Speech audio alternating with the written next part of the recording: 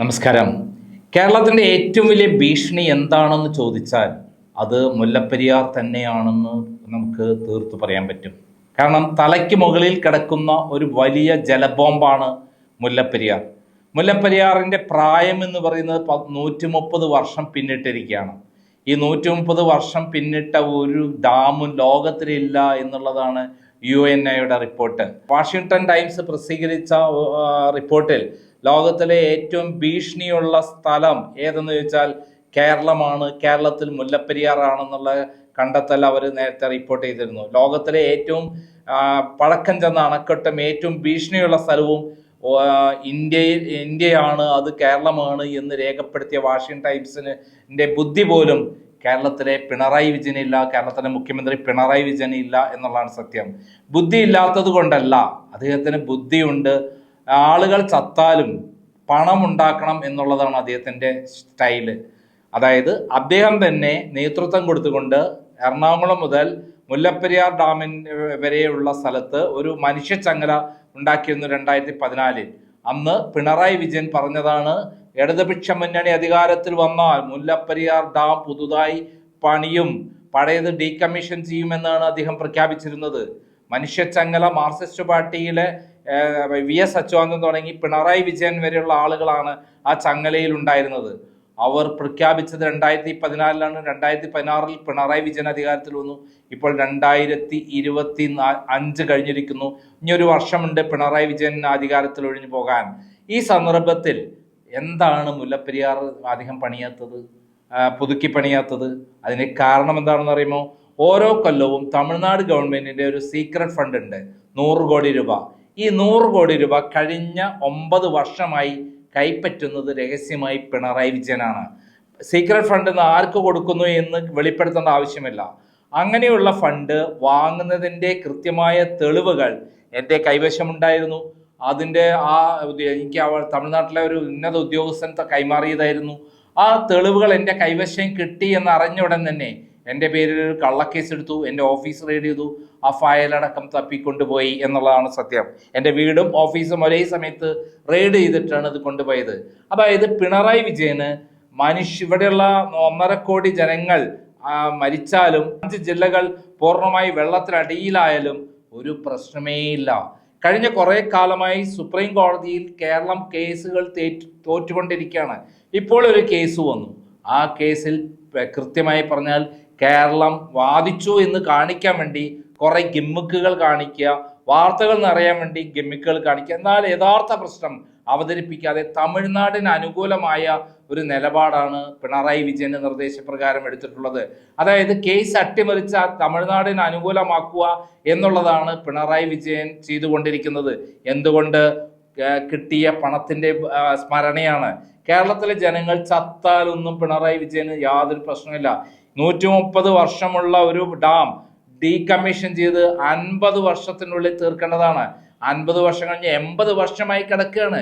ഒരു ഭൂകമ്പം ഉണ്ടായി കഴിഞ്ഞാൽ ബോം, ഇപ്പോൾ തന്നെ മലപ്പുറത്തൊരു ഭൂകമ്പം ഉണ്ടായിരിക്കുകയാണ്. അവിടെ നമ്മുടെ നാഷണൽ ഹൈവേ ഒക്കെ തകർന്ന് തരിപ്പണമായിരിക്കുകയാണ്. ഏത് സമയത്തും ഭൂകമ്പ പ്രദേശമാണ്, ലോല പ്രദേശമാണ് ഈ മുല്ലപ്പെരിയാർ എന്ന് പറയുന്നത്. ആ മുല്ലപ്പെരിയാർ ഡാം പൊട്ടിക്കഴിഞ്ഞാൽ ഇടുക്കി മാത്രമല്ല, തൃശ്ശൂർ, എറണാകുളം, ആലപ്പുഴ, കോട്ടയം, പത്തനംതിട്ട, ഈ ആലപ്പുഴ വരെയുള്ള ജില്ലകൾ പൂർണ്ണമായിട്ട് നശിക്കും. അതായത് തൃശ്ശൂർ, എറണാകുളം, ഇടുക്കി, ആലപ്പുഴ, കോട്ടയം, പിന്നെ പത്തനംതിട്ട, 6 ജില്ലകൾ ഭാഗികമായോ പൂർണ്ണമായി നശിക്കും. കടലും കടലും ഈ ഭാഗങ്ങളും തമ്മിൽ കൂടിച്ചേരും. അങ്ങനെ കടലിൽ ചേരും ഈ 5 ജില്ലകൾ. അങ്ങനെ കേരളം 2ആയി ഭാഗമായി മാറും. തൃശ്ശൂരിൽ നിന്ന് അങ്ങോട്ടുള്ള ഭാഗം വേറെ സ്റ്റേറ്റും, തൃശ്ശൂരിൽ നിന്ന് ഇങ്ങോട്ടുള്ള ആലപ്പുഴയിൽ നിന്ന് അങ്ങോട്ടുള്ള കൊല്ലം മുതൽ അങ്ങോട്ട് തിരുവനന്തപുരം വരെ ഉള്ള സ്ഥലം വേറെ സ്റ്റേറ്റായി മാറും. അങ്ങനെയുള്ള ഭാഗം വരുമ്പോൾ തിരുവനന്തപുരം ശ്രീ പത്മനാഭ സ്വാമി ക്ഷേത്രമടക്കം തമിഴ്നാട്ടിലേക്ക് പോകാൻ സാധ്യതയാണ്. മറുഭാഗം ചിലപ്പോൾ കർണാടകയിലേക്ക് പോകാം, ഒരു ഭാഗം തമിഴ്നാടും കൊണ്ടുപോകാം, പാലക്കാട് പോലെയുള്ള ഭാഗങ്ങൾ, ബാക്കി കർണാടകം കൊണ്ടുപോകാം. കേരള സ്റ്റേറ്റേ ഉണ്ടാവണമെന്നില്ല. എന്തായാലും ആ പിണറായി വിജയന്റെ മോഹം അത് തന്നെയാണ്. അതിന്റെ ഭാഗമാണ് ഇപ്പോൾ സുപ്രീം കോടതിയിൽ കേസ് തോറ്റുകൊടുത്തിരിക്കുന്നത്. വലിയ തിരിച്ചടി തന്നെയാണ് ഇപ്പോൾ സുപ്രീം കോടതിയിൽ ഉണ്ടായിരിക്കുന്നത്. സുപ്രീം കോടതി പറഞ്ഞുള്ള കാര്യങ്ങൾ എന്താണെന്ന് പറയാം ഇപ്രാവശ്യങ്ങൾ. കാരണം തോറ്റുകൊടുത്ത് ഗിമ്മിക്ക് കാണിച്ച് ആളുകളുടെ കയ്യടി വാങ്ങാൻ വേണ്ടി പറയേണ്ട കാര്യങ്ങൾ പറയാതെ പറയേണ്ടാത്ത കാര്യങ്ങൾ പറഞ്ഞ് സുപ്രീം കോടതിയിൽ ഞങ്ങൾ വാദിച്ചേ എന്ന് കാണിക്കാൻ വേണ്ടി പറഞ്ഞു കൂട്ടി എന്നല്ലാതെ ഒരു കാര്യവും നടത്തിയിട്ടില്ല. യഥാർത്ഥ കാര്യങ്ങൾ മറച്ചു വെച്ചാണ് സുപ്രീം കോടതിയിൽ കേസ് തോറ്റുകൊടുത്തിരിക്കുന്നത്. സുപ്രീം കോടതി എന്തൊക്കെ നിർദ്ദേശങ്ങളാണ് ഇപ്പോൾ പറഞ്ഞിരിക്കുന്നത് അറിയാമോ കേരളത്തിനോട്? ഒന്ന്, അണക്കെട്ടിന്റെ ഭാഗമായ ബേബി ഡാം ശക്തിപ്പെടുത്തുന്നതിന് 15 മരങ്ങൾ മുറിക്കാൻ തമിഴ്നാട് പുതുക്കി നൽകിയ അപേക്ഷയിൽ കേന്ദ്ര വനം സ്ഥിതി മന്ത്രാലയം 4 ആഴ്ചയ്ക്കകം തീരുമാനമെടുക്കണം. അറ്റകുറ്റപ്പണിക്കുള്ള സാധനങ്ങൾ എത്തിക്കുന്നതിന് കേരളം തടസ്സം നിൽക്കരുത്. 9 സ്ഥലങ്ങളിൽ 3ഇടത്ത് കേരളം അനുമതി നൽകാത്തതിന് ന്യായീകരണമില്ല. ഒരാഴ്ചയ്ക്കകം അനുമതി നൽകണം. സ്ഥലത്ത് എക്സിക്യൂട്ടീവ് എഞ്ചിനീയർ തലത്തിലുള്ളയാളെ കേരളത്തിന് നിയോഗിക്കാം. എന്നാൽ പണി തടസ്സപ്പെടുത്തരുത്. 2024 അനുകൂല ഉത്തരവിന്റെ അടിസ്ഥാനത്തിൽ മുല്ലപ്പെരിയാർ ഡാം ബലപ്പെടുത്താൻ ഗ്രൗട്ടിംഗ് നിർദ്ദേശിക്കണമെന്ന തമിഴ്നാടിന്റെ ആവശ്യം മേൽനോട്ട സമിതി എത്രയും വേഗം പരിഗണിക്കണം. ഡാം ബലപ്പെടുത്താൻ സമിതി നിർദ്ദേശിച്ചാൽ കേരളം അത് അംഗീകരിക്കണം. ബലപ്പെടുത്താൻ തീരുമാനമായാൽ പുതിയ ഡാം എന്ന കേരളത്തിന്റെ ആവശ്യത്തിന് തിരിച്ചടിയാകും. ഡാമിലേക്കുള്ള വള്ളക്കടവ് മുല്ലപ്പെരിയാർ റോഡ് 4 ആഴ്ചയ്ക്കകം തമിഴ്നാടിന്റെ സിവിൽ എഞ്ചിനീയറുടെ സാന്നിധ്യത്തിൽ പരിസ്ഥിതി സൗഹൃദ രീതിയിൽ കേരളം പുനർനിർമ്മിക്കണം. ഇതിൽ കോടതി ലക്ഷ്യം കാട്ടരുത്.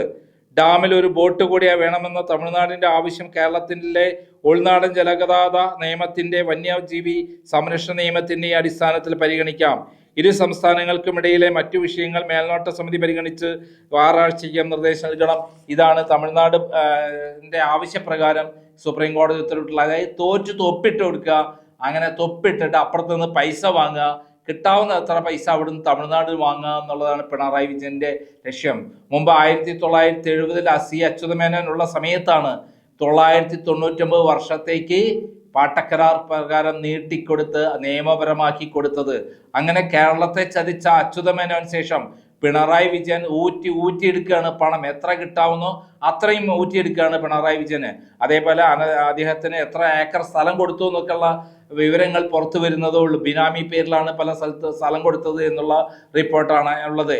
എന്തായാലും പിണറായി വിജയൻ എന്ന ചതിയൻ കേരളത്തിനെ ജനങ്ങളെ പൂർണ്ണമായി വഞ്ചിക്കുകയാണെന്നുള്ള സത്യം സാധാരണ ജനങ്ങൾക്ക് അറിയില്ല. അതാണ് സത്യം. അവരെ പിണറായി വിജയന്റെ ചില വാക്കുകൾ കേട്ട് ആവേശം കൊണ്ട് ഏതോ ദൈവം വന്ന മാതിരിയാണ് അവരൊക്കെ കാണുന്നത്. പിണുങ്ങാണ്ടി ദൈവം. എന്നാൽ പിണുങ്ങാണ്ടി ദൈവം കേരളത്തിലെ ജനങ്ങളുടെ ചോര ഊറ്റി കുടിച്ച് കിട്ടാവുന്നതെല്ലാം അടിച്ചെടുത്ത് വിദേശത്തേക്ക് മക്കൾക്ക് വേണ്ടി എല്ലാം റെഡിയാക്കി കൊടുക്കുകയാണെന്നുള്ള വിവരം എത്ര തവണയായി ക്രൈം പറയുന്നു. അതുപോലെ മറ്റു സ്വപ്ന പറഞ്ഞിട്ടുണ്ട്, അതുപോലെ ഷോൺ ജോർജ് പറഞ്ഞിട്ടുണ്ട്. അതൊന്നും തന്നെ സാധാരണ ജനങ്ങൾക്ക് പ്രശ്നമല്ല. കാരണം അവർക്ക് തൽക്കാലം കിറ്റും പെൻഷനും കിട്ടിയാൽ ചത്താലും വേണ്ടില്ല, അത് മതി. പിണറായി വിജയൻ എന്ന മാഫിയ തലവനെ കേരളം ഇതുപോലെ കൊണ്ടു നടക്കണം.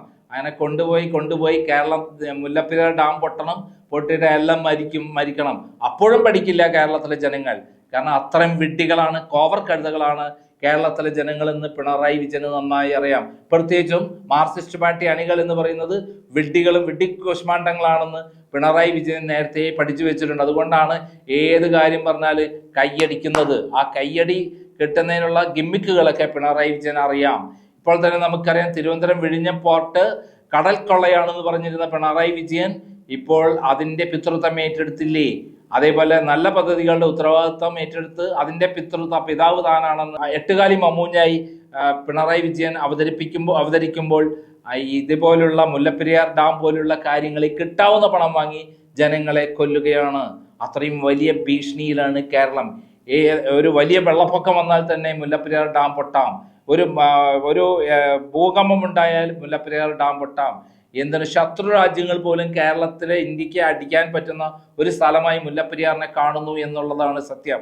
തീവ്രവാദികൾ അടക്കം കേരളത്തിൽ നുഴഞ്ഞു കയറുന്ന സ്ഥലത്ത് ഒരു ബോംബ് മതി ആ മുല്ലപ്പെരിയാർ തകരാൻ. നന്ദി, നമസ്കാരം.